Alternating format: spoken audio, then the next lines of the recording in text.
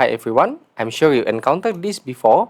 Many games such as Blox Fruits on Roblox and many other games on other platforms, you require to click your left mouse button many times to simulate multiple attacks, which is very tiring for you and very tiring for your mouse as well. I'm going to show you how you can use your middle mouse click as a rapid fire for your left mouse click.